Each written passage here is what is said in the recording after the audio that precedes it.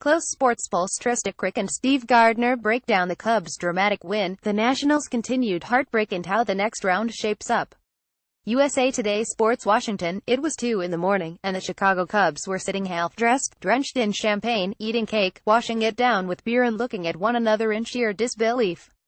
They kept trying to piecemeal what exactly happened in one of the zaniest postseason games anyone has witnessed, with the Cubs somehow outlasting the Washington Nationals for a 98 victory. It was a game that started Thursday evening, ended the morning of Friday the 13th and vaulted the Cubs into the National League Championship Series for a rematch against the Los Angeles Dodgers beginning Saturday at Dodger Stadium. It was bizarre world, Cubs manager Joe Maddon said. There's no question about it. That's one of the most incredible victories I've ever been part of. Just don't try to have the Cubs explain it, because even though they just lived it, they still have no idea what happened. More from Game 5 recap. Cubs stun Washington, advanced to NLCS. Falling apart, how the Nationals season unraveled in wild fifth-inning Jason Worth. End of an era in Washington. I'm going to have to go back and watch it again, I think, said Cubs starter Kyle Hendricks, who lasted 4 innings, gave up 9 hits and 4 runs and was a hero. I blacked out for most of it. The game lasted 4 hours, 37 minutes, ending at 12:45 in the morning, and the way Hendricks figures it, the Cubs will need the offseason to dissect everything. All they know is that they somehow survived this best-of-5 NL Division Series, setting up a rematch of a year ago when the Cubs knocked off the Dodgers in 6 games en route to their first World Series championship in 108 years, culminating with their 10-inning Game 7 victory against the Cleveland Indians. I would say that this is the most fun I've had playing in a baseball game, said shortstop Addison Russell, who drove in 4 runs, and it ranks right up there with winning the World Series. Just to see, like, the energy, flow within the dugout. I get chills just talking about it. It was awesome. It was also crazy, bizarre, tortuous and glorious, all at the same time.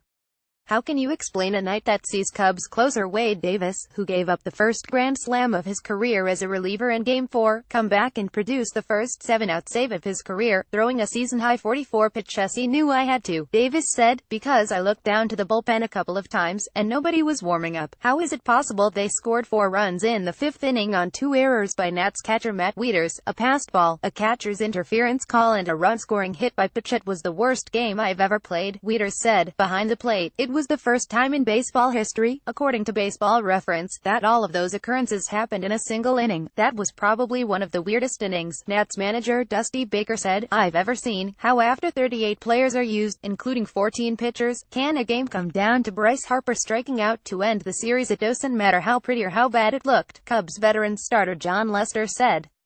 At the end of the day, all that matters is that we won the game. How can the Nats go down in order only once the entire game, drawing 3 leadoff walks and producing 23 base runners, and not when he thought we were going to win? Said left fielder Jason Worth, who likely played his final game in a Nats uniform. It's crazy to think we didn't win that game. This one's tough. How can Max Scherzer, one of the greatest pitchers on the planet, get smacked around like a pinball machine, giving up 3 hits and 4 runs in an inning? It was so outrageous that, well, the Cubs actually felt bad for the Nats, saying over and over how badly they played and how they tried to gift wrap a victory to the Nats, and they simply wouldn't take it.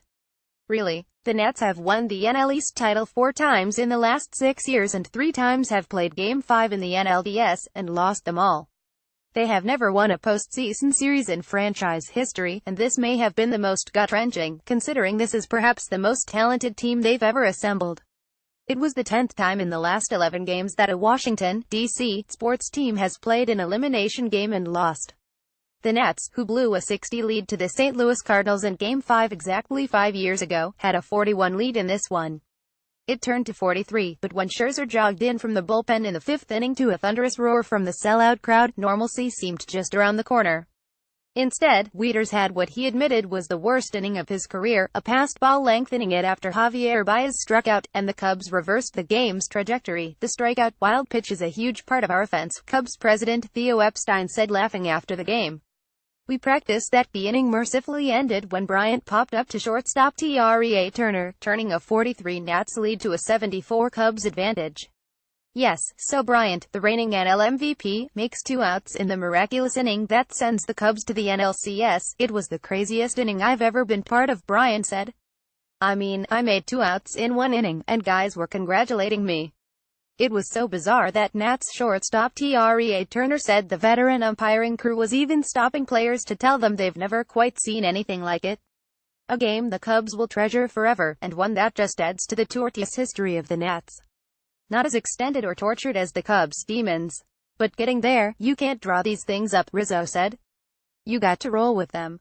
We did. They didn't. Rizzo looked around, saw the haze that filled the clubhouse from cigar smoke, a Cubs employee fully immersed in a huge bucket of ice and enough beer to supply a frat party, and couldn't stop laughing. Follow Nightingale on Twitter and Facebook. Best of the 2017 postseason.